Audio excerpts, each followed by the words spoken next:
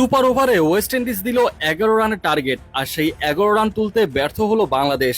প্রায় জিততে থাকা ম্যাচটা বাংলাদেশ এক হিসাবে ফসকে দিয়েছিল শেষ বলে নুরুল হাসান সোহান ক্যাচ ছেড়ে দিয়েছিল বলে। আর সুপার ওভারে এসে উইন্ডিজদের দেওয়া 11 রানের টার্গেট পূরণ করতে পারেনি বাংলাদেশ, যার ফলে দুর্ভাগ্যবশত হেরে যেতে হলো টাইগারদের। জয়ের এত কাছে এসেও এভাবে হেরে যেতে দেখাটা মেনে নিতে পারছে না টাইগার ভক্ত সমর্থকেরা।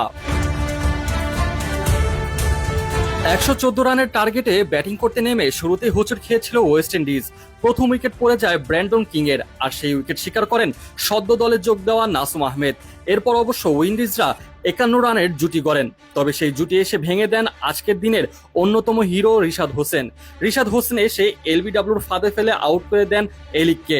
টাইগার ভক্তরা আশা করেছিল দ্রুত গতির সাথে উইন্ডিজদের উইকেট ফেলে বাংলাদেশ দ্রুত এই ম্যাচটা নিজেদের করে নিবে, কিন্তু তেমনটা দেখতে পাওয়া যায়নি। কেননা এরপর উইন্ডিজরা আবারও জুটি করে, তবে দলীয় 82 রানের মাথায় আবারও সেই রিশাদ আসেন, শিকার করেন উইকেট।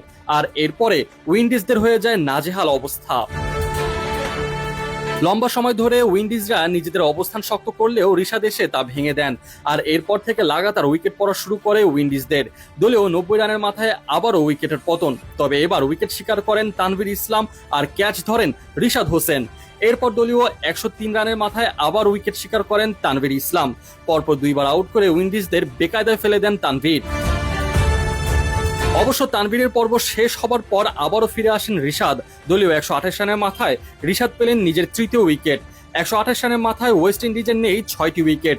এমনই যখন অবস্থা, তখন উইন্ডিজরা চেষ্টা করছিল নিজেদের হাল ধরার, তবে দলীয় 133 রানের মাথায় উইকেট শিকার করেন নাসুম আহমেদ, আর তাতে করে একেবারে নাজেহাল অবস্থা হয়ে যায় অতিথিদের।